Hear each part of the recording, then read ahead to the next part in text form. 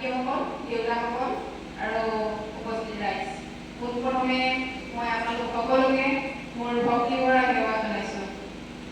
আজি সোণাৰী চাপৰিত গ্ৰীষ্মকালীন শিশু সমাৰোহ পাতিছে, ভালেই লাগিছে, কিন্তু অনুষ্ঠানটি বেয়া হৈছে বুলি নকওঁ, মই যথেষ্টখিনি ভাল হৈছে বুলিয়ে কৈছোঁ। কাৰণ প্ৰথম অৱস্থাত সৰু সৰুকৈ অকণমান ডাঙৰ হ'বগৈ, আৰু মই ভাবিছোঁ আজি এই অনুষ্ঠানটো গৈ ৰূপালী জয়ন্তী হওক, সোণালী জয়ন্তী হওক বুলি মই ভাবিছোঁ, কিন্তু আমি উদযাপন সমিতিক এই স্থানৰ পৰা মই অনুৰোধ জনাইছোঁ, বিশেষকৈ আমাৰ সন্মানীয় নৱকান্ত চুতীয়াদেৱক, কাৰণ এই অনুষ্ঠানটোৰ লগত মই জনাত তেওঁ প্ৰথমৰ পৰাই জড়িত হৈ আছে। আগলৈ যাতে তেওঁ এই অনুষ্ঠানটো ধৰি ৰাখে, মানে এজন দুজনকৈ হ'লেও এই অনুষ্ঠানটো ধৰি ৰাখে, তেওঁক মই এইটো অনুৰোধ জনাইছোঁ।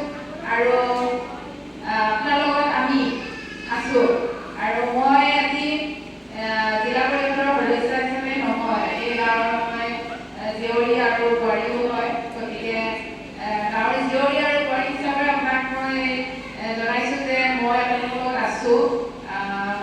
যিমানখিনি পাৰোঁ মই অকণমান চেষ্টা কৰিম আপোনালোকৰ লগত সহযোগিতা কৰিবলৈ। আৰু আজি আপোনালোকে মোক এই অনুষ্ঠানটোলৈ মাতি আনি মোক এখন আহ্বান দিয়াৰ বাবে মই উদযাপন সমিতিক মই ধন্যবাদ জ্ঞাপন কৰিছোঁ।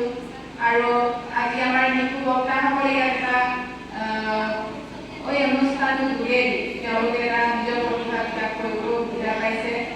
আপোনালোকে অনুষ্ঠানটো ভাৱে ধৰি ৰাখক, মই মোৰ ফালৰ পৰা এইটো অনুৰোধ জনাই। আৰু সকলোৱে ভাষণ দিব পৰা পৰিস্থিতিটো ইয়াত নাই, মই সেইকাৰণে আপোনাৰ ভাষণ বুলি নহয়, আপোনালোকক কথাখিনি থুলমূলকৈ মানে নিজৰ ঘৰুৱা হিচাপে কথাখিনি কৈছোঁ।